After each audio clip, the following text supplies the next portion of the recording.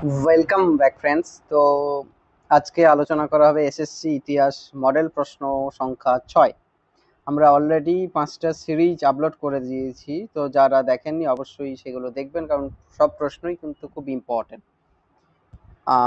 এই ভিডিওটি মূলত লাইভ করার কথা ছিল, কিন্তু টেকনিক্যাল কিছু কারণের জন্য লাইভ করা যায়নি, তার জন্য একান্তভাবেই সরি, আপনাদের কাছে ক্ষমা প্রার্থী। তো অবশ্যই ভিডিওটি দেখুন, আপনাদের কত স্কোর হচ্ছে একদম কমেন্ট বক্সে জানাতে ভুলবেন না। ওকে, তো আমরা শুরু করছি মডেল প্রশ্ন সিরিজ নাম্বার 6। ওকে, প্রথম প্রশ্ন, মহেঞ্জোদারোর গ্রেট বাথ কি উদ্দেশ্যে ব্যবহৃত হতো? অর্থাৎ মহেঞ্জোদারোর যে মহান স্নানাগারের কথা বলা হয়, সেটি মূলত কি জন্য ব্যবহৃত হতো? সেচ ব্যবস্থা, ধর্মীয় আচার, বাণিজ্য কেন্দ্র নাকি পানীয় জল সংরক্ষণ? তো এটির উত্তর হচ্ছে বেসিক্যালি ধর্মীয় আচার। ওকে, ধর্মীয় আচার। কারণ আমরা মহেঞ্জোদারোর যে গ্রেট বাথ, তার সিঁড়ি, তার পাশে অনেকগুলো ঘর দেখতে পাই, সেগুলোকে পুরোহিতদের ঘর বলে অনেকে মনে করছেন। কিনুয়ার বলে একজন ঐতিহাসিক, কিনুয়ার বা কেনোয়ার, যা কিছু আপনারা স্পেলিং যা কিছু লিখতে পারেন, তো তিনি মূলত এটাকে মনে করছেন যে এটা একটা রিলিজিয়াস একটা কোনো একটা জায়গা, যেখানে ধর্ম সম্পর্কে কাজগুলো হচ্ছে। ওকে, তো এটির উত্তর হচ্ছে অপশন নাম্বার বি। তো আপনাদের কত স্কোর হচ্ছে জানাতে ভুলবেন না, এবং চ্যানেলটি সাবস্ক্রাইব করতে কোনোভাবেই ভুলবেন না, কারণ আমরা এসএসসি রিলেটেড প্রচুর ভিডিও আপলোড করছি। আচ্ছা, 2 নম্বর প্রশ্ন, হরপ্পা সভ্যতার রাস্তাগুলোর প্রধান বৈশিষ্ট্য কি ছিল? পাথরের তৈরি, ব্রেইড প্যাটার্নের তৈরি, কাঠের তৈরি নাকি মাটির তৈরি? তো এটিও সহজ প্রশ্ন, আশা করি সকলেই জানেন। এটির উত্তর কি হবে? অপশন নাম্বার বি, অর্থাৎ গ্রিড প্যাটার্ন বা সমকোণে ছেদ করত, এবং মূলত দরজাগুলো গলিতে থাকতো, এবং গলির রাস্তাগুলো এসে মূল রাস্তায় মিশতো, এবং মূল রাস্তাগুলো সমকোণে ছেদ করছে, যেটা গ্রিড প্যাটার্নে তৈরি হচ্ছে। ওকে, আচ্ছা, এটাও খেয়াল রাখবেন, ইম্পর্টেন্ট প্রশ্ন। তারপরের প্রশ্ন, মৌর্য সাম্রাজ্যের রাজধানী কোথায় ছিল? অপশন এ তক্ষশিলা, পাটলিপুত্র, উজ্জয়িনী নাকি মথুরা? তো এটির উত্তর হয়ে যাবে সিম্পলি অপশন নাম্বার বি, অর্থাৎ পাটলিপুত্র, যেটা বর্তমানের নাম পাটনা, এবং পাটলিপুত্রকে সেই সময়ে বলা হতো কুসুমপুর। ওকে, তো এটিও একটু খেয়াল রাখবেন, ইম্পর্টেন্ট। ওকে, শুধুমাত্র মৌর্য সাম্রাজ্য নয়, আমরা যদি হর্যঙ্ক বংশ থেকে দেখি, সেই সময়কাল থেকে পাটলিপুত্র একটি ইম্পর্টেন্ট সেন্টার, এবং কালাশক, উদয়ন, এদের সময়কালেও পাটলিপুত্র রাজধানী থাকছে। নন্দ বংশের সময়কালেও পাটলিপুত্র একটি ইম্পর্টেন্ট সিটি, তো এটিও একটু খেয়াল রাখবেন। আচ্ছা, তারপরের প্রশ্ন, মৌর্য সাম্রাজ্যের সামরিক বাহিনীতে কতজন সদস্যের বোর্ড ছিল? 20 জন, 30 জন, 40 জন নাকি 50 জন? তো এটির উত্তর কি হবে? বেসিক্যালি এটির উত্তর হবে অপশন নাম্বার বি, অর্থাৎ 30 জন। ওকে, 30 জন। ওকে, খেয়াল রাখবেন।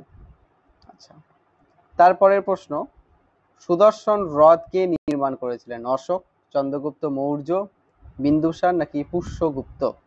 তো এটির উত্তর কি হবে? এটি খুব ইম্পর্টেন্ট প্রশ্ন, খেয়াল রাখবেন, বিভিন্ন সময় এই প্রশ্নটি আসে। ওকে, তো সুদর্শন হ্রদ বেসিক্যালি সেচ ব্যবস্থার জন্য বা কৃষি কার্যের জন্য ব্যবহৃত করা হচ্ছে, এবং এটার খনন কার্য করাচ্ছেন Chandragupta Maurya. Okay, Chandragupta Maurya, option number B. এবং এটা পরবর্তীকালে বিভিন্ন সময়ে আবার স্কন্দগুপ্তের সময়কালেও এটা সংস্কার করা হচ্ছে, রুদ্রদামনের সময়কালেও সংস্কার করা হচ্ছে, এবং এটা কোথায় আছে এটাও খেয়াল রাখবেন, গুজরাটের গিরনারে। ওকে, গিরনারে আছে। ওকে, গিরনার যে পর্বত, তার কাছাকাছি এই সুদর্শন হ্রদ খনন করা হচ্ছে কৃত্রিমভাবে চন্দ্রগুপ্ত মৌর্যের দ্বারা। ওকে, তো আপনাদের কত উত্তর হচ্ছে, কতগুলো আপনারা সঠিক করতে পারছেন জানাতে ভুলবেন না কিন্তু। আচ্ছা, তারপরের প্রশ্ন, কোন পাল রাজা নালন্দা বিশ্ববিদ্যালয়ে পৃষ্ঠপোষক ছিলেন? গোপাল, ধর্মপাল, দেবপাল নাকি মহিপাল? তো এটিরও উত্তর হয়ে যাবে সিম্পলি অপশন নাম্বার বি, অর্থাৎ ধর্মপাল। অপশন নাম্বার খ, ধর্মপাল। কারণ ধর্মপালই নালন্দা বিশ্ববিদ্যালয়ের পৃষ্ঠপোষক ছিল, এবং নালন্দা বিশ্ববিদ্যালয় মূলত প্রতিষ্ঠা বা স্থাপনার সময়কাল কখন? না প্রথম কুমারগুপ্তের গুপ্ত বংশের সময়কাল। ওকে, খেয়াল রাখবেন। আচ্ছা, 7 নম্বর প্রশ্ন, হরপ্পা সভ্যতায় কোন প্রাণীটি গৃহপালিত ছিল না? গরু, ঘোড়া, ভেড়া নাকি মহিষ? তো এটির উত্তর হবে বেসিক্যালি ঘোড়া। এটা খুব কমন প্রশ্ন, এটা সকলেই জানেন আশা করি। আচ্ছা, তারপরের প্রশ্ন 8 নম্বর প্রশ্ন, সেন রাজবংশের সময়কালে কোন রাজা নদিয়ায় রাজধানী স্থানান্তর করছেন? বিজয় সেন, বল্লাল সেন, লক্ষণ সেন নাকি সুমন্ত সেন বা সামন্ত সেন? তো এটির উত্তর কি হবে? নদিয়াতে শ্রী চৈতন্যদেবের সমসাময়িক কালের রাজা কে ছিলেন? লক্ষণ সেন, তাই তো। এবং তিনি বেসিক্যালি আমরা দেখব যে কৃষ্ণ কীর্তন বা কীর্তনের যে ভাবধারা সেটিও আস্তে আস্তে তিনি মেনে নিচ্ছেন। তিনি প্রথমে শাক্ত ছিলেন, পরে বৈষ্ণব হচ্ছেন, এবং তার সময়কালেই আমরা জয়দেবকে পাচ্ছি যিনি গীত গোবিন্দম লিখছেন। তো অপশন নাম্বার সি, লক্ষণ সেন, খেয়াল রাখবেন। আচ্ছা, তারপরের প্রশ্ন, গুপ্ত সাম্রাজ্যে কোন ধরনের মুদ্রা প্রচলিত ছিল? আর্চার টাইপ মানে তীর ধনুক টাইপের, গরুরা টাইপ, বুল টাইপ নাকি উপরের সবগুলো? তো এটির উত্তর হয়ে যাবে সিম্পলি উপরের সবগুলো, কারণ আমরা এই সব ধরনের মুদ্রাই কিন্তু গুপ্ত সময়কালে পাচ্ছি। ওকে, অপশন নাম্বার ডি। আচ্ছা, তারপরের প্রশ্ন, হরপ্পা সভ্যতার কোন শহরে ডকইয়ার্ড পাওয়া গেছে? ডকইয়ার্ড কোথায় পাওয়া গেছে? এটিও খুব কমন প্রশ্ন। কোন শহরে কি পাওয়া গেছে এটা কিন্তু খুব ইম্পর্টেন্ট, খেয়াল রাখবেন, কারণ এটা থেকে প্রশ্ন কিন্তু পাওয়ার সম্ভাবনা থাকবে। ওকে, তো ডকইয়ার্ড পাওয়া গেছে কোথায়? হরপ্পা, মহেঞ্জোদারো, লোথাল নাকি কালীবঙ্গান? তো এটির উত্তর হবে লোথাল, অপশন নাম্বার সি, তাই তো। কালীবঙ্গানে পাওয়া যাচ্ছে ফায়ার অল্টার বা যজ্ঞবেদী, আর মহেঞ্জোদারোতে তো গ্রেট বাথ বা মহান স্নানাগার আমরা একটা দেখলাম। আচ্ছা, তারপরের প্রশ্ন, মৌর্য সাম্রাজ্যের কোন গ্রন্থে সমাজের 7টা শ্রেণীর কথা উল্লেখ আছে? 7টা শ্রেণীর কথা উল্লেখ আছে কোন গ্রন্থে? অর্থশাস্ত্র, ইন্ডিকা, মুদ্রারাক্ষস নাকি মহাভারত? মৌর্য সাম্রাজ্যের কোন গ্রন্থে? এটার উত্তর কি হবে? ইন্ডিকা, তাই তো। ইন্ডিকা যেটা লিখছেন মেগাস্থেনিস সেলুকারের দূত হিসাবে যিনি আসছেন চন্দ্রগুপ্ত মৌর্যের সময়কালে। তো তিনি দার্শনিক, কৃষক, সৈনিক, শ্রমিক, এইরকম 7টা শ্রেণীর কথা উল্লেখ করেছেন, যেটি আপনারা একটু খেয়াল রাখার চেষ্টা করবেন।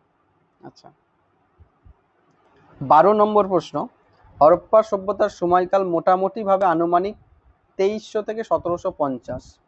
হ্যাঁ, এই যে খ্রিস্টপূর্বাব্দে এই সময়কালের যে নির্মাণ, এটা কিভাবে নির্ধারিত হয়েছে? মৃৎপাত্রের নকশা দেখে, স্তর বিন্যাস থেকে, আর্য আক্রমণ থেকে নাকি রেডিও কার্বন 14 ডেটিং এই পদ্ধতি থেকে? তো এটির উত্তর হয়ে যাবে অপশন নাম্বার ডি, অর্থাৎ ঘ, রেডিও কার্বন 14 ডেটিং। এই যে তেজস্ক্রিয় যে একটা পদ্ধতি, যেটা বেসিক্যালি উইলিয়াম লিবি সম্ভবত আবিষ্কৃত করছেন, লিবি। ওকে, একটু চেক করে নেবেন, লিবি আবিষ্কৃত করছে রেডিও কার্বন ডেটিং পদ্ধতি। তো তিনি এই যে কার্বন ডেটিং পদ্ধতি, সেটা দেখে আমরা বলতে পারি যে এর সাময়িক মানে এর সময়কাল হচ্ছে 2300 থেকে 1750 খ্রিস্টপূর্বাব্দ। ওকে, আচ্ছা, তারপরের প্রশ্ন, হরপ্পা শহরগুলো বেশিরভাগ দুর্গ প্রাচীর কি উদ্দেশ্যে নির্মিত হয়েছিল? ডাকাতদের হাত থেকে নিরাপত্তা, গবাদি পশু লুণ্ঠনকারীদের বিরুদ্ধে সুরক্ষা, বন্যার হাত থেকে সুরক্ষা নাকি উপরের সবগুলো? তো দুর্গ প্রাচীর নির্মাণ করা হচ্ছে অবশ্যই সুরক্ষার জন্য, তো সব সুরক্ষার জন্যই নিশ্চয়ই নির্মাণ করা হবে। এটার উত্তর হয়ে যাবে অপশন নাম্বার ডি, অর্থাৎ উপরের সবগুলো। আপনাদের আমি একটা এমসিকিউ ট্রিক্স এর ভিডিও দিয়েছিলাম, যেখানে বলেছিলাম যে উপরের সবগুলো যদি অপশনে থাকে সেটা উত্তর হওয়ার চান্স কিন্তু 80%। ওকে, মানে সেটা কিন্তু উত্তর হয় বেশিরভাগ ক্ষেত্রে। ওকে, এবং এই প্রশ্ন সেট করার ক্ষেত্রে অনেকে বলছে কঠিন প্রশ্ন করতে, কেউ বলছে প্রশ্ন সোজা হয়ে যাচ্ছে, ইত্যাদি ইত্যাদি, কিন্তু যেটা এসএলএসটি এসএসসি ওরিয়েন্টেড সেই ধরনের প্রশ্নই করা হচ্ছে। তাও আপনাদের কত স্কোর হচ্ছে জানাবেন। আজকে কিছু কঠিন প্রশ্নও দেওয়া আছে যেগুলো একটু ভাবনা চিন্তামূলক, আস্তে আস্তে সেগুলোও আসবে। তো কত স্কোর হচ্ছে আপনারা জানাতে ভুলবেন না। ওকে, তাহলে আপনাদের প্রিপারেশনটা কোন জায়গায় আছে নিজেরা বুঝতে পারবেন যখন আমরা 15টা মক টেস্ট করতে পারবো আর কি। তো আজকে 6 নম্বর মক টেস্ট আমি চেষ্টা করব মিনিমাম 15টা যাতে করানো যায়। 15 ইন্টু 60 মানে অনেকগুলো প্রশ্ন আমরা কিন্তু এখান থেকে পেয়ে যাব। ওকে, তো 13 নম্বর প্রশ্ন গেল। আচ্ছা, 14 নম্বর প্রশ্ন, হরপ্পার সভ্যতায় মানুষরা নিম্নলিখিত কোনটির পূজা করতো না? মাতৃদেবী, পশুপতি, শিব, পিপ্পল গাছ নাকি ত্রিমূর্তি? কোনটার পুজো করতো না? মাতৃদেবী আমরা মোটামুটি পাচ্ছি, শিবও পাচ্ছি, তাই তো, পিপ্পল গাছও পেয়েছি, কিন্তু ত্রিমূর্তি, 3 মূর্তির পূজা কিন্তু আমরা হরপ্পার সময় পাচ্ছি না। তো এটার উত্তর হবে অপশন নাম্বার ডি। ওকে, আচ্ছা, খেয়াল রাখবেন। তারপরের প্রশ্ন, হরপ্পার স্থানগুলিতে, ওহো sorry sorry sorry sorry sorry sorry sorry extremely sorry. আচ্ছা, হ্যাঁ, আচ্ছা, হরপ্পা স্থানগুলিতে সবচেয়ে সাধারণ, চলছে তো, হ্যাঁ, সবচেয়ে সাধারণ প্রাণীর মূর্তি কোনটা পাওয়া গেছে, মানে সবচেয়ে বেশি পাওয়া গেছে কি? Extremely sorry for the interruption. Okay, তো স্থানগুলিতে কোন প্রাণীর মূর্তি বেশি পাওয়া যাচ্ছে? একশৃঙ্গ ষাঁড়, মানে ওয়ান হর্ন, ওকে, নাকি গাভী, নাকি ষাঁড়, নাকি ঘোড়া? তো একশৃঙ্গ ষাঁড়ের উল্লেখ আমরা বেশি পাচ্ছি, তো এটির উত্তর যাবে অপশন নাম্বার এ, তাই তো? আচ্ছা, 16 নম্বর প্রশ্ন, মহাজনপদের মধ্যে কোনটি গাঙ্গেয় উপত্যকায় অবস্থিত ছিল না? গাঙ্গেয় উপত্যকা অবস্থান ছিল না কোনটির? মগধ, গান্ধার, কাশী, নাকি কৌশল? কোনটি হবে আপনারা একটু ভেবে দেখুন। আচ্ছা, ভাবা হয়েছে আশা করছি। আচ্ছা, মগধের অবস্থান, মগধের রাজধানী কি ছিল? পাটলিপুত্র, সেটা অবশ্যই গঙ্গা নদীর উপত্যকায় অবস্থিত থাকছে, তাই তো? ভারতবর্ষের ম্যাপটা যদি দেখি, ওহো, ভারতবর্ষের ভারতবর্ষের ম্যাপটা যদি আমরা একটু দেখি, তো মোটামুটি ভাবে গঙ্গা বিহারের উপর দিয়ে আসছে, তাই তো? তো বিহারের উপর দিয়ে যদি আসে, তো সেখানে আমরা গঙ্গা উপত্যকা পাচ্ছি। আচ্ছা, কাশীর রাজধানী কি ছিল? বারাণসী, সেখানে তো অবশ্যই বারাণসীর ঘাট আরতির জন্য বিখ্যাত। কৌশল, তাই তো? কৌশলও মোটামুটি ভাবে অযোধ্যা এই অঞ্চলে, সেখানেও গাঙ্গেয় উপত্যকা বলা যেতে পারে। গান্ধার কিন্তু অবস্থান করছে আধুনিক পাকিস্তান, আফগানিস্তান এই অংশে, তাই তো? তক্ষশিলা, গান্ধার। তো গান্ধার গাঙ্গেয় উপত্যকায় অবস্থান করছে না, তো অপশন নাম্বার বি। এবং গান্ধার পাকিস্তানের দিকে অবস্থিত, আফগানিস্তানের দিকে অবস্থিত, এবং আফগানিস্তানে দেখবেন এখন এই রিলেটেড একটা মহাকাব্যের গল্প আছে, মহাভারতের গল্প আপনাদের একটু শোনাই। সেটা হচ্ছে যে গান্ধার রাজ ছিলেন শকুনি, ওকে, তাদের বাবার নাম ছিল সুবল। তো সুবলের দুই কন্যা ছিল, এক কন্যার নাম গান্ধারী আর একজনের নাম ছিল শকুনি, ওকে। তো তারা অবশ্যই কুরু বংশ, অর্থাৎ আমরা জানতে পারি যে গান্ধারীর সাথে ধৃতরাষ্ট্রের বিবাহ হয়েছে, অন্ধ রাজা ধৃতরাষ্ট্র। এবং কুরুক্ষেত্রের যুদ্ধের শেষে গান্ধারী তার, মানে রাজা সেই সময়কালে গান্ধারের রাজা এবং তার মানে দাদা শকুনিকে অভিশাপ দিয়েছিল যে তোমার জন্যই আমাদের এই রাজ্যে এত দুঃখ হয়েছে, কারণ গান্ধারী ছিল একজন কূটনৈতিক, তিনি একদম বিশালভাবে যুদ্ধটা যাতে হয় সেরকম একটা চেয়েছিলেন, কারণ তার রাজ্যের বিরুদ্ধে ভীষ্ম লড়াই করেছিল, ওকে। তো এই যে লড়াই, এই লড়াইটার ইন্ধন জুগিয়েছিল শকুনি, তাই তো? শকুনি মামা আমরা সকলেই জানি। তো সেই শকুনিকে গান্ধারী অভিশাপ দিয়েছিল, যখন তার শতপুত্র হত্যা, মানে মারা যাচ্ছে যুদ্ধে, গান্ধারী অভিশাপ দিচ্ছে যে তোমার রাজ্যে কখনোই শান্তি ফিরে আসবে না। তো সেই গান্ধার আফগানিস্তানে অবস্থিত, আফগানিস্তানে এখনো শান্তি নেই, এখনো সেখানে তালিবানরা শাসন করছে, গণতন্ত্রের কাঠামো উড়ে গেছে। তো যাই হোক, এটা মিথ, একটা মহাভারতের গল্পের সাথে একটা রিলেটেড। তো গান্ধার তক্ষশিলাতে অবস্থিত, এটা আর ভুলবেন না, এই গল্পটা বলে দিলাম এই কারণেই, ওকে। তো বাদ বাকিগুলো মোটামুটি ভাবে আমরা দেখতে পাচ্ছি যে কোথায় অবস্থিত, গাঙ্গেয় উপত্যকায়, ওকে। আচ্ছা, 17 নম্বর প্রশ্ন, কোন মহাজনপদের রাজধানী ছিল রাজগৃহ? কৌশল, মগধ, অঙ্গ, নাকি বজ্জী? কৌশলের রাজধানী শ্রাবস্তী, মগধের রাজধানী কি ছিল? পাটলিপুত্র, অঙ্গের রাজধানী চম্পা, বজ্জীর রাজধানী বৈশালী, ইত্যাদি ইত্যাদি। তো মগধের রাজধানী সবসময় কি পাটলিপুত্র ছিল? কিছু সময় রাজগৃহ ছিল। তো কোন রাজ্যের রাজধানী যদি বলা হয় রাজগৃহ, তো অপশন নাম্বার বি, অর্থাৎ মগধ। মগধের রাজধানী কিছু সময় রাজগৃহ ছিল, ওকে। আচ্ছা, তারপরের প্রশ্ন, বুদ্ধের জন্ম কোন মহাজন পদের সঙ্গে যুক্ত? বুদ্ধের জন্ম কোন মহাজন পদের সাথে যুক্ত? বুদ্ধের জন্ম হচ্ছে লুম্বিনী উদ্যানে, তাই তো?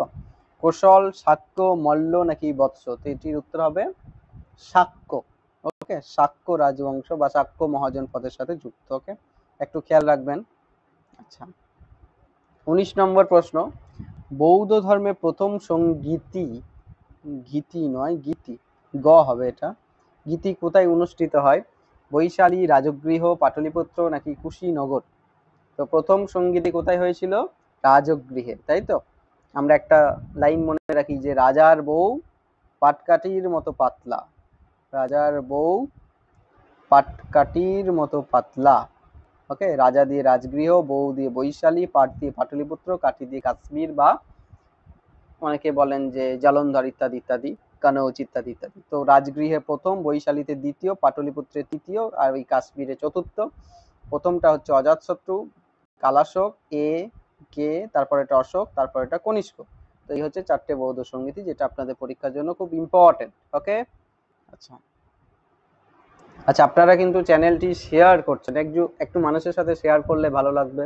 একটু যদি সাবস্ক্রাইব বাড়ে আমি নিজেও মোটিভেশন পাবো, কারণ প্রচুর কাজের শেষেও আপনাদের জন্য সময় দিয়ে এগুলো করছি, এবং টাইপ করতে প্রচুর সময় যায়, মানে ভিডিওটার থেকে টাইপিং বা ইত্যাদি ক্ষেত্রে বা প্রশ্ন আহরণ করে আপনাদের জন্য উপস্থাপন করা সেটা বেশি সময় সাপেক্ষ ব্যাপার, তো আপনাদের জন্যই করা। তো একটু যদি শেয়ার করেন, একটু সাবস্ক্রাইব যদি বাড়ে, তাহলে নিজে মোটিভেশন পাবো একটু, আপনাদের কাছে এটা রিকোয়েস্ট রইলো। যাই হোক, 20 নম্বর প্রশ্ন, বৌদ্ধ ধর্মের কোন অংশে বুদ্ধের শিক্ষা সংকলিত আছে? বিনয় পিটক, সত্য পিটক, অভিধম্ম পিটক নাকি জাতক? তো কোন পিটকে বুদ্ধের শিক্ষা আমরা পাই? বুদ্ধের শিক্ষা পাচ্ছি বেসিক্যালি অপশন নাম্বার বি, সূত্র পিটকে। ওকে, সূত্র পিটক। বিনয় পিটকে বৌদ্ধ সঙ্গে নিয়মাবলীগুলো নিয়ে আছে, রুলস নিয়ে। এডুকেশন পাচ্ছি সূত্র পিটক, আর দর্শন পাচ্ছি মানে ভাবধারা দর্শন ইত্যাদি পাচ্ছি অভিধম্ম পিটক। ওকে, কোন পিটকে কি পাচ্ছি মনে বলে দিলাম, মনে রাখবেন। আর জাতক হচ্ছে বুদ্ধের জন্মের আগের যে কাহিনী, বুদ্ধ কখনো হাতি হয়ে জন্মেছেন, কখনো অন্য রূপে জন্মেছেন, সেই কাহিনীগুলো নিয়ে জাতকের কাহিনী, এবং জাতক হচ্ছে সূত্র পিটকের ক্ষুদক নিকায়ের অংশ। ওকে, এটাও মাথায় রাখবেন, এটাও মাঝে মাঝে প্রশ্নে দেয়। ওকে, 20টা প্রশ্ন আলোচনা করলাম, আপনাদের স্কোর কত হচ্ছে জানাতে ভুলবেন না কিন্তু। ওকে, আর চ্যানেলটা সাবস্ক্রাইব করতে বলবেন না, সাবস্ক্রাইব না করে রাতে ভূতের স্বপ্ন দেখবেন। যাই হোক, 21 নম্বর প্রশ্ন, 16 মহাজন পদের মধ্যে কোনটি গণতান্ত্রিক ব্যবস্থার জন্য বিখ্যাত ছিল? মগধ, বৈশালী, কোশল নাকি অবন্তী? তো গণতন্ত্রের জন্য বিখ্যাত ছিল বজ্জী বা বৈশালী, তাই তো? সহজ প্রশ্ন, অপশন নাম্বার বি। আচ্ছা আচ্ছা, বুদ্ধের মহাপরিনির্বাণ কোন মহাজন পদে হয়েছে? পাবাপুরীতে হচ্ছে, তো সেটা কোথায় আছে? বেসিক্যালি মল্লরাজ, মল্ল জনপদ। ওকে, অপশন নাম্বার এ। ওকে, খেয়াল রাখবেন। আচ্ছা, তারপরে প্রশ্ন খুব সহজ প্রশ্ন, বৌদ্ধ ধর্মে চতুরার্য সত্য কোনটির সঙ্গে সম্পর্কিত? জীবনে দুঃখ তার প্রতিকার, কর্মফলের তত্ত্ব, ধ্যানের পদ্ধতি নাকি সঙ্গে নিয়ম? তো চতুরার্য সত্য বেসিক্যালি জীবনে দুঃখ এবং তার প্রতিকার নিয়ে যুক্ত। গৌতম বুদ্ধ কি বলেছিলেন? যে সমুদ্রের জলের যেমন একটাই স্বাদ, সেটা হলো লবণাক্ত, তেমনি আমার ধর্মের একটাই স্বাদ, সেটা হচ্ছে মানুষকে দুঃখ থেকে মুক্তি দান করা। এবার এই দুঃখ থেকে মুক্তি দান করতে গিয়ে তিনি 8টা পথের কথা বলেছিলেন, যেগুলোকে বলা হয় অষ্টাঙ্গিক মার্গ। আমি ছাত্রদের বলি 8টা পথ ফলো করতে হবে না, একটা পথ ফলো করো, যেটা হচ্ছে রাইট অ্যাকশন, সঠিক কর্ম বা সৎ কর্ম। এখন আপনার এসএলএস টিএসএসসির মক দিচ্ছেন, পরীক্ষা দিচ্ছেন, প্রিপারেশন করছেন, তো এটাই হচ্ছে আপনার কর্ম। যে কোনো বয়সে যে কোনো দ্বার প্রান্তে আপনি দাঁড়িয়ে থাকতে পারেন, কিন্তু লক্ষ্য থাকতে হবে আমাদের এই এসএলএস টিএসএসসি ক্র্যাক করতে হবে। ওকে, আপনাদের জন্য একটা অ্যালার্ট জারি করছি, অ্যালার্ট অ্যালার্ট অ্যালার্ট, সাবধান বাণী। ওকে, কি সাবধান বাণী? এটা যদি মিস করে যান তাহলে আর সুযোগ পাবেন না, এরকম ভেবে কিন্তু প্রিপারেশনটা নিতে হবে। তো গৌতম বুদ্ধের 8টা পথ ফলো করতে বলেছিল, আমি জাস্ট একটা বলছি, রাইট অ্যাকশন, সঠিক কর্ম। তো এখন কর্ম হচ্ছে পড়াশোনার মধ্যে থাকা, পড়াশোনা করা, মক দেওয়া, মক শোনা, এবং ইউটিউবটাকে সাবস্ক্রাইবও করা। ওকে, আচ্ছা, যাই হোক, ইউটিউব সাবস্ক্রাইবের সাথেও না করার সাথেও লিঙ্ক থাকতে পারে আপনার পড়াশোনার, কিন্তু এসএসসি ওরিয়েন্টেড পড়াশোনাটা খুব ইম্পর্টেন্ট, যেটা অবশ্যই আপনারা পজিটিভ ওয়েতে করুন। ওকে, আচ্ছা, 24 নম্বর প্রশ্ন, দিল্লি সালতানাতে ইকতাদারি ব্যবস্থা কে প্রবর্তন করছে? কুতুবউদ্দিন আইবক, ইলতুৎমিশ, আলাউদ্দিন খলজি নাকি মোহাম্মদ বিন তুগলক? তো এটির উত্তর হয়ে যাবে অপশন নাম্বার বি, অর্থাৎ ইলতুৎমিশ। ওকে, সহজ প্রশ্ন। আচ্ছা, তারপরের প্রশ্ন, আলাউদ্দিন খলজির বাজার দর নিয়ন্ত্রণ নীতির প্রধান উদ্দেশ্য কি ছিল? বাণিজ্য বৃদ্ধি, দ্রব্যমূল্য নিয়ন্ত্রণ, রাজস্ব বৃদ্ধি নাকি সেনাবাহিনীর জন্য সরবরাহ নিশ্চিতকরণ? তো মূলত তিনি বাজার দর নিয়ন্ত্রণ করছেন কিসের জন্য? দ্রব্য মূল্য নিয়ন্ত্রণের জন্য, প্রাইস হাইক মেনটেন করার জন্য। ওকে, খেয়াল রাখবেন। ওকে, তারপরের প্রশ্ন, দিল্লি সুলতানিতে চেহেলগানি কি ছিল? চেহেলগানি সামরিক বাহিনী, 40 জন অভিজাতের দল, রাজস্ব বিভাগ নাকি ধর্মীয় সংগঠন? তো এটি ছিল বেসিক্যালি 40 জন অভিজাতের দল, অপশন নাম্বার বি। ওকে, আচ্ছা, তারপরের প্রশ্ন 27 নম্বর প্রশ্ন, মোহাম্মদ বিন তুগলক কোন শহরে রাজধানী স্থানান্তর করেছিল? দিল্লি থেকে কোথায়? দেবগিরি। দেবগিরিকে তিনি নাম পাল্টে কি রাখছেন? দৌলতাবাদ। ওকে, দৌলতাবাদ। তো এটি খুব ইম্পর্টেন্ট প্রশ্ন, খেয়াল রাখবে, সবই ইম্পর্টেন্ট প্রশ্ন। আচ্ছা আচ্ছা, তারপর একটু কঠিন প্রশ্ন দিচ্ছি, কঠিন প্রশ্ন, যার যে পড়েছেন তাদের কাছে কঠিন লাগবে না। আচ্ছা, দিল্লি সুলতানেতে ফাওয়াজিল বলতে কাকে বোঝানো হচ্ছে? ফাওয়াজিল, ফাওয়াজিল, ওকে। ফাওয়াজিল বলতে কি? অতিরিক্ত রাজস্ব, ইকতাদারদের বেতন, সামরিক কর, নাকি কৃষকদের ওপর অবৈধ কর? ফাওয়াজিল মানে এক্সট্রা সেস, মানে অতিরিক্ত রাজস্ব, ওকে, খেয়াল রাখবেন। শেরশাহ সূরি কোন মুদ্রা প্রবর্তন করেছিলেন? দাম, রুপিয়া, টাকা, নাকি মোহর? তো শেরশাহ সূরি বেসিক্যালি প্রবর্তন করেছিলেন রুপিয়া, যেখান থেকে আমরা রুপিস এই শব্দটা এখনো পাই, ওকে, অপশন নাম্বার বি, ওকে। আচ্ছা, মুঘল আমলে দাহসালা ব্যবস্থা কে প্রবর্তন করে? দাহসালা ব্যবস্থা, DAHSALA, দাহসালা ব্যবস্থা প্রবর্তন করেন কে? বাবর, আকবর, শাহজাহান, নাকি আওরঙ্গজেব? এটির উত্তর কি হয়ে যাবে? সিম্পলি অপশন নাম্বার বি, আকবর, ওকে, আকবর। তো 30টা প্রশ্ন আলোচনা হলো, কত স্কোর হচ্ছে আপনারা কিন্তু করতে থাকবেন, ওকে, মকের মতোই ভাবুন এটাকে। আচ্ছা, এটা লাইভ করানোর কথা ছিল কিন্তু আমি করাতে পারলাম না, তার জন্য একান্তভাবেই দুঃখিত, সরি। আচ্ছা, 31 নম্বর প্রশ্ন একটু আনকমন, দেখুন পারবেন নাকি। যে মুঘল প্রশাসনে এলচি, ওকে, এলচি বা সাফির বলতে কাদেরকে বোঝানো হচ্ছে? এলচি, এলিচি বলা হচ্ছে অনেক সময়, এলচি বা সাফির, SAFIR, সাফির কাদেরকে বলা হচ্ছে? রাষ্ট্রদূত, গুপ্তচর, সামরিক অধিকারী, নাকি রাজস্ব কর্মকর্তা? কি উত্তর হবে? এলচি, উত্তর হবে অপশন নাম্বার এ, রাষ্ট্রদূত, ওকে, রাষ্ট্রদূত বা অ্যাম্বাসেডর, ওকে। সেই সময়কালে অ্যাম্বাসেডর কোথায় পাঠানো হচ্ছে? ধরুন সেই সময়কালে 3টে বড় বড় সাম্রাজ্য ছিল, একটা ছিল কোথায়? খোয়ারাজিম সাম্রাজ্য ইরানের দিকে, এবং সেন্ট্রাল এশিয়ার দিকে একটা সাম্রাজ্য থাকছে, তাই তো, মধ্য এশিয়াতে। তো ইরানের একটা সাম্রাজ্য থাকতে, এই যে রাষ্ট্রগুলোতে বেসিক্যালি দূত পাঠানোর যে কাজ, যে দূত পাঠানো হচ্ছে, সেই দূতদেরকে, রাষ্ট্রদূতদেরকে এলচি বা সাফির বলা হচ্ছে, ওকে, খেয়াল রাখবেন। তারপরে প্রশ্ন, সহজ প্রশ্ন, শেরশাহ সূরির শাসন আমলে কোন কবি পদ্মাবত কাব্য রচনা করছেন? মালিক মোহাম্মদ জয়সী, তুলসী দাস, সুরদাস, নাকি কবি সকলেই জানেন? এটি উত্তর মালিক মোহাম্মদ জয়সী। আচ্ছা, তারপরের প্রশ্ন একটু আনকমন প্রশ্ন, কোন বিদেশি পর্যটক মুঘল সম্রাটের জন্য গঙ্গার জল তামার পাত্রে বহনের বর্ণনা দিয়েছেন? মানে শুদ্ধ পবিত্র ছিলেন, তো পবিত্রতা বজায় রাখার জন্য গঙ্গার জল তামার পাত্র করে বহন করা হচ্ছে, এরকম বর্ণনা কে লিখেছেন? কোন পর্যটক, কোন traveller? Francois Bernier, William Hawkins, Thomas Roe, নাকি জা ব্যাপটিস্ট ট্রাভানিয়ার? তো এটির উত্তর কি হবে? একটু আনকমন প্রশ্ন, পারলে ভালো। তো এটির উত্তর হবে option number A, Francois Bernier, okay, খেয়াল রাখবেন। আচ্ছা, তারপরে প্রশ্ন, আলাউদ্দিন খলজি কোন রাজবংশের শেষ শাসককে পরাজিত করেন? বাঘেলা, চালুক্য, চোল, নাকি পান্ডিয়া? তো এটির উত্তর কি হবে? এটির উত্তর হবে সিম্পলি অপশন নাম্বার এ, অর্থাৎ বাঘেলা, ওকে, বাঘেলা।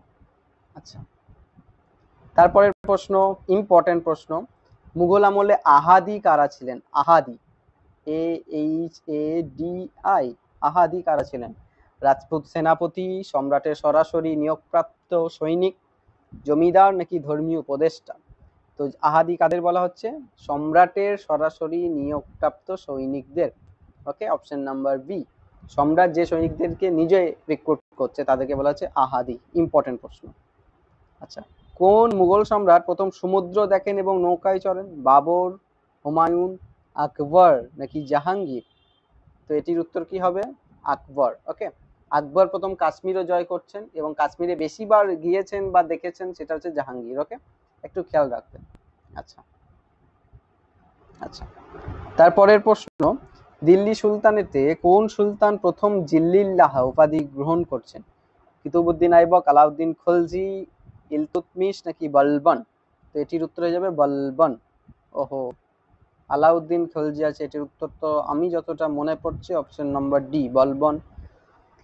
আলোর ছায়া বা ভগবানের ছায়া, জিল্লিল্লাহ বলবন উত্তর হওয়ার কথা, ওকে, অপশন নাম্বার ডি। আচ্ছা, তারপরে প্রশ্ন 38 নম্বর প্রশ্ন, মুঘল আমলে ইবাদতখানা কি ছিল? ইবাদতখানা রাজপরিবারের মসজিদ, আকবরের ব্যক্তিগত প্রার্থনা কক্ষ, পার্সোনাল প্রেয়ার রুম, নাকি বিভিন্ন ধর্মের পণ্ডিতদের আলোচনার স্থান, নাকি সামরিক প্রশিক্ষণ কেন্দ্র? অবশ্যই ধর্ম রিলেটেড, সামরিক প্রশিক্ষণ তো হবেই না। তো বিভিন্ন ধর্মীয় পণ্ডিতের আলোচনার স্থান ছিল ইবাদতখানা, অপশন নাম্বার সি। ওকে, খেয়াল রাখবেন। আচ্ছা, তারপরের প্রশ্ন, শের শাহ সুরির সামরিক সংস্কারের মধ্যে কোনটি আলাউদ্দিন খলজির কাছ থেকে গৃহীত হয়েছিল? দাগ, চেহারা, চাপ্তি, কানুনগো নাকি ইকতা? খুব সহজ প্রশ্ন, অপশন নাম্বার এ, দাগ এবং চেহারা। ওকে, আচ্ছা, তারপরের প্রশ্ন একটু আনকমন, বলুন দেখি কেমন কোনটি উত্তর হবে। মুঘল আমলে কোন বন্দরকে বাবুল মক্কা বলা হচ্ছে? কাম্বে, সুরাট, হুগলি নাকি ভাওয়ালপুর? তো এটির উত্তর কি হবে? এটির উত্তর হবে, মানে এটা হচ্ছে সেই বন্দর যেখান থেকে মক্কার দিকে যাওয়া যায়, মক্কার তীর্থযাত্রী বা হজ করতে যাচ্ছে যারা, তীর্থযাত্রায় যারা যাচ্ছে, যে ইসলাম ধর্মে বিশ্বাসী যে মানুষজনরা, তো এই বন্দর থেকে যাচ্ছে। তো এটির উত্তর হবে সুরাট। ওকে, সুরাট থেকে যাচ্ছে, যে কারণে একে বলা হচ্ছে বাবুলি মক্কা। ওকে, অপশন নাম্বার বি, খেয়াল রাখবেন। আচ্ছা, 41 নম্বর প্রশ্ন, কোন মুঘল সম্রাটের আমলে যোগ বশিষ্ঠ গ্রন্থটি ফার্সিতে বা পার্সিয়ান ট্রান্সলেশন করা হয় বা অনুবাদ করা হয়? হুমায়ুন, আকবর, শাহজাহান নাকি আওরঙ্গজেব? তো এটির উত্তর কি? যোগ বশিষ্ঠ বেসিক্যালি একটা রামায়ণ সংক্রান্ত একটা গ্রন্থ। ওকে, এবং অনেক গ্রন্থ, হিন্দু গ্রন্থ ট্রান্সলেশন হয়েছে মুঘল আমলে। যদি প্রশ্ন আসে তাহলে বেশিরভাগ ক্ষেত্রে উত্তর কিন্তু আকবরই হবে। ওকে, এটির উত্তর আকবর। আওরঙ্গজেব খুব ধর্মান্ধ ছিলেন, তো তিনি অন্য ধর্মের গ্রন্থ ট্রান্সলেট হবে সেটা তো অবশ্যই মানবেন না। তো আকবর বেশিরভাগ ক্ষেত্রে উত্তর হবে, কিছু ক্ষেত্রে অন্য উত্তরও হতে পারে। তো এটির উত্তর আকবর। ওকে, আচ্ছা, তারপরের প্রশ্ন, ভারতের স্বাধীনতা আন্দোলনে হোম রুল আন্দোলন কে প্রথম শুরু করছেন? হোম রুল আন্দোলন প্রথম শুরু করছেন বাল গঙ্গাধর তিলক, অ্যানি বেসান্ত, বিপিন চন্দ্র পাল নাকি লালা রাজপথ রায়? তো এটির উত্তর কি হবে? এটির উত্তর হবে বাল গঙ্গাধর তিলক। ওকে, বাল গঙ্গাধর তিলক ভারতের স্বাধীনতা আন্দোলনে, অ্যানি বেসান্ত হোম রুল আন্দোলনের সাথে যুক্ত, কিন্তু ভারতবর্ষে প্রথম শুরু করছে বাল গঙ্গাধর তিলক। ওকে, আচ্ছা, যদি এটাতে আমি একটা জিজ্ঞাসা চিহ্ন দিয়ে রাখলাম, আপনারা চেক করবেন যে অ্যানি বেসান্ত উত্তর হচ্ছে কিনা। ওকে, একটু খেয়াল করে দেখবেন। ওকে, ভারতবর্ষের স্বাধীনতা আন্দোলনের কথা বলা হচ্ছে।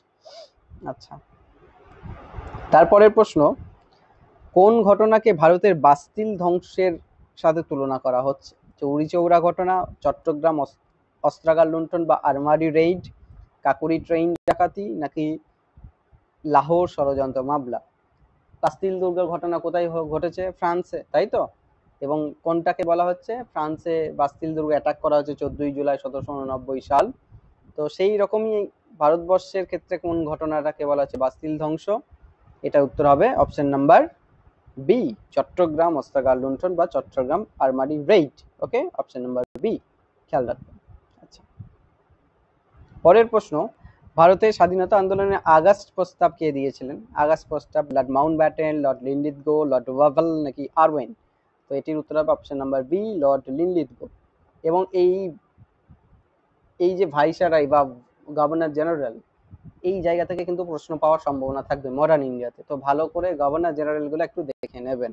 ওকে, আচ্ছা,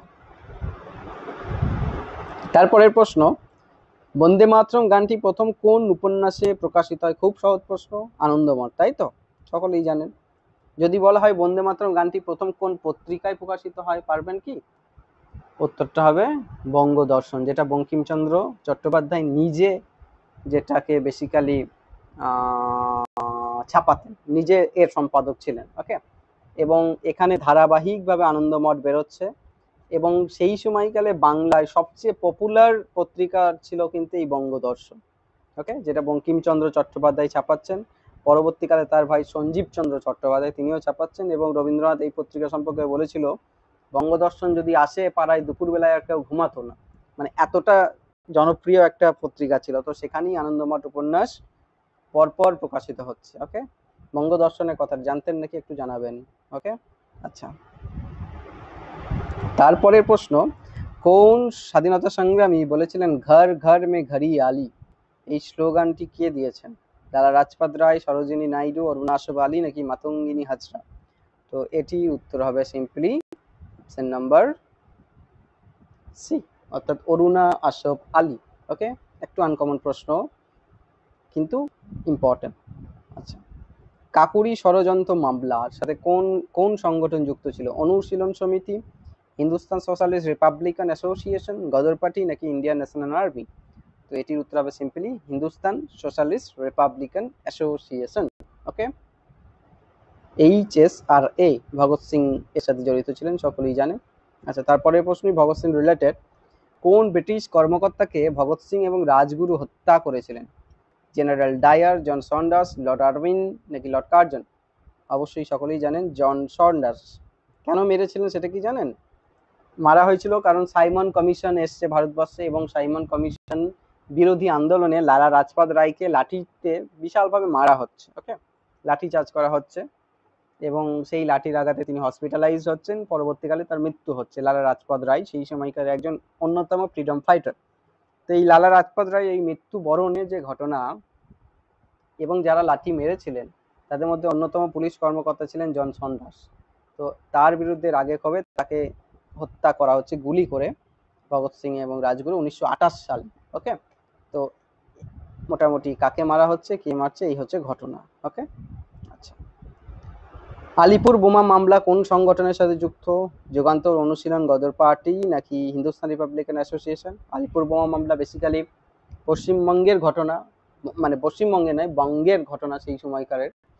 এবং মুজাফফরপুরে আমরা জানি ক্ষুদিরাম বসু, প্রফুল্ল চাকি তারা কিংসফোর্ডের গাড়িকে টার্গেট করে মানে গুলি মারার চেষ্টা করছেন, কিন্তু ব্যর্থ হচ্ছেন, অন্যজন মারা যাচ্ছে। এই ঘটনা আলিপুর বোমা মামলা। এবং এই ঘটনার পরে চারিদিকে রেড হচ্ছে, যেখানে যা পারছে। আপনারা হয়তো কলেজ স্ট্রিটে কেউ কেউ প্যারামাউন্টের শরবতও খেয়ে থাকতে পারেন। সেই প্যারামাউন্টের আগে নাম ছিল প্যারাডাইস। ওকে, সেখানেও বিপ্লবীদের গোপন আস্তানা ছিল এবং এরকম অনেক গোপন আস্তানা ছিল। ওকে, মানে কলকাতা জুড়ে দেখবেন অনেক কেবিন আছে এরকম, যেগুলো বিপ্লবীদের কেবিন ছিল। শুধু কলকাতা নয়, মেদিনীপুর সহ অন্যান্য যে জেলা, সেই জেলাতেও এই একই রকম ভাবে মানে বিপ্লবীরা আন্দোলন করছে। এবং বিপ্লবী বলতে শুধু পুরুষদেরকে বুঝলে হবে না, কারণ মেয়েরাও খুব স্বার্থ ত্যাগ করেছে, দুপুরিওয়ালা, ননিওয়ালা, দেবী ইত্যাদি ইত্যাদি। তারাও নিজেদের জীবন দিয়েছে, জেল খেটেছেন। তো এই হচ্ছে আলিপুর বোমা মামলা, যেখানে অনুশীলন সমিতি জড়িত ছিল, খেয়াল রাখবেন।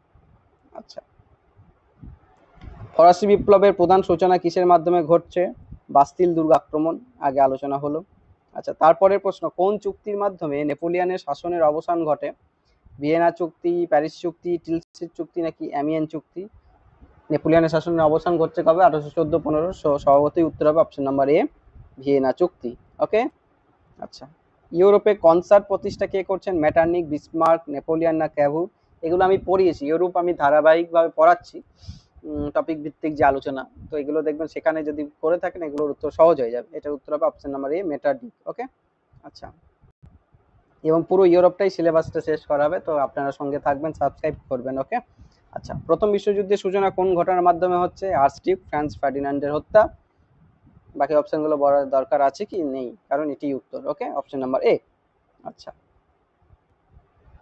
আচ্ছা, কোন চুক্তির মাধ্যমে প্রথম বিশ্বযুদ্ধের অবসান ঘটে? ভিয়েনা চুক্তি, ভার্সাই চুক্তি, প্যারিস চুক্তি নাকি টিলসিট চুক্তি? 1919-এর ভার্সাই চুক্তি, অপশন নাম্বার বি। আচ্ছা, মিউনিক চুক্তির সময় কোন নেতা তুষ্টিকরণ নীতির ফল ছিল? তুষ্টিকরণ মানে appeasement policy. Winston Churchill, Neville Chamberlain, Franklin Roosevelt নাকি জোসেফ স্টালিন? তো তুষ্টিকরণ বা অ্যাপিসমেন্ট করছেন কে? Neville Chamberlain, option number B. Okay, আচ্ছা, তারপরে প্রশ্ন, নেপোলিয়নের কন্টিনেন্টাল সিস্টেম বা মহাদেশীয় অবরোধ কোন দেশের বিরুদ্ধে অর্থনৈতিক নিষেধাজ্ঞা আরোপ করেছিল? রাশিয়া, ব্রিটেন, অস্ট্রিয়া নাকি প্রাশিয়া? তো এটির উত্তর হবে অপশন নাম্বার বি, অর্থাৎ ব্রিটেন। ওকে, আচ্ছা, জার্মানির ঐক্য সাধনে বিসমার্ক কোন নীতি নিচ্ছেন? আমরা ইতালির ঐক্য পড়েছি, জার্মানির ঐক্য আন্দোলন আগামীকালই হয়তো আপলোড করব। তো এটি বিসমার্ক যে নীতি নিচ্ছে তার নাম কি? রক্ত ও লৌহ নীতি, ব্লাড অ্যান্ড আয়রন পলিসি নাকি তুষ্টিকরণ নীতি, কূটনৈতিক নীতি নাকি অহিংস নীতি, নন ভায়োলেন্স, ডিপ্লোম্যাটিক নাকি অ্যাপিসমেন্ট পলিসি? তো এটির উত্তর হবে ব্লাড অ্যান্ড আয়রন, অর্থাৎ রক্ত এবং লৌহ নীতি, অপশন নাম্বার এ। ওকে, 58 নম্বর প্রশ্ন, দ্বিতীয় বিশ্বযুদ্ধের সময় ব্লিটজক্রিগ, ব্লিটজক্রিগ মানে কি? ট্যাঙ্ক এবং বিমান একসাথে আক্রমণ করছে, কোন দেশ ব্যবহার করছে? ফ্রান্স, জার্মানি, ব্রিটেন না ইতালি? ব্লিটজক্রিগ এই কৌশল বা স্ট্র্যাটেজিটা নিচ্ছে যুদ্ধের জন্য জার্মানি। ওকে, জার্মানি, খেয়াল রাখবেন। আচ্ছা, কোন ইউরোপীয় নেতা ফ্যাসিবাদী আন্দোলনের সাথে যুক্ত? হিটলার, মুসোলিনি, ফ্রাঙ্কো না স্ট্যালিন? ফ্যাসিবাদী মুসোলিনি, সকলেই জানেন, সহজ প্রশ্ন। লাস্ট প্রশ্ন, দ্বিতীয় বিশ্বযুদ্ধের সময় কোন সম্মেলনে মিত্রশক্তি যুদ্ধোত্তর বিশ্বের পরিকল্পনা করেছিল? তো কোন সম্মেলনে যুদ্ধের পরে, দ্বিতীয় বিশ্বযুদ্ধের পরে কি হবে পৃথিবীর ইতিহাস, রাজনীতি, তো সেই সংক্রান্ত আলোচনা হয়েছিল কোথায়? না, ইয়াল্টা বলে একটা শহরে, ক্রিমিয়ার। ওকে, 1945 সাল। তো ইয়াল্টা সম্মেলন, এটা হচ্ছে উত্তর। এবং এখানে আমরা স্ট্যালিনকে উপস্থিত থাকতে দেখতে পাচ্ছি, রুজভেল্টকে উপস্থিত থাকতে দেখতে পাচ্ছি। এই হচ্ছে ইয়াল্টা সম্মেলন উত্তর। তো মোটামুটি আমরা 60টা খুব সুন্দর প্রশ্ন আলোচনা করলাম। তো 60-এর মধ্যে আপনারা এই মডেল প্রশ্ন সিরিজের আপনাদের স্কোর কত হলো জানাতে কমেন্ট বক্সে ভুলবেন না। ওকে, কমেন্ট করবেন কত স্কোর হচ্ছে, কতটা প্রিপারেশন হচ্ছে, তাহলে আমরা বুঝতে পারবো। ওকে, একদম নির্দ্বিধায়, লজ্জা না পেয়ে 20 পেলে 20, 30 পেলে 30, 55 পেলে 55, 40 পেলে 40। নিজের প্রিপারেশনটাকে সঠিক রাখতে সৎ থাকাটাও খুব ইম্পর্টেন্ট। ওকে, অনেস্ট থাকাটাও খুব ইম্পর্টেন্ট। তো অনেস্টভাবে পড়াশোনা করুন, কত স্কোর হচ্ছে জানান, এবং ভিডিওগুলো কেমন লাগছে অবশ্যই জানাবেন, কমেন্ট করবেন, এবং আপনারা কি ধরনের ভিডিও চাইছেন সেটাও জানাবেন। তো যারা ক্লাসটি শুনলেন, দেখলেন, আশা করছি আপনাদের এই ক্লাসগুলি একটু হলেও হেল্প করছে। তো তাদেরকে অসংখ্য ধন্যবাদ যারা ক্লাসটি মনোযোগ সহকারে শুনলেন। Thank you for watching. অবশ্যই সাবস্ক্রাইব করবেন এবং শেয়ার করবেন একটু। Thank you. শেয়ার না করলে কি হবে? রাত্রে ভূতের স্বপ্ন দেখবে। আচ্ছা, থ্যাংক ইউ। তো আমরা আরো blackboard series, mock test series upload করতে থাকবো রেগুলার। আপনারা একটু মোটিভেশন যদি দেন, একটু সাবস্ক্রাইব বা শেয়ারের সংখ্যা বাড়লে আমি একটার জায়গায় দুটো ভিডিও করবো কোনো কোনো দিন। ওকে, তো থ্যাংক ইউ সো মাচ।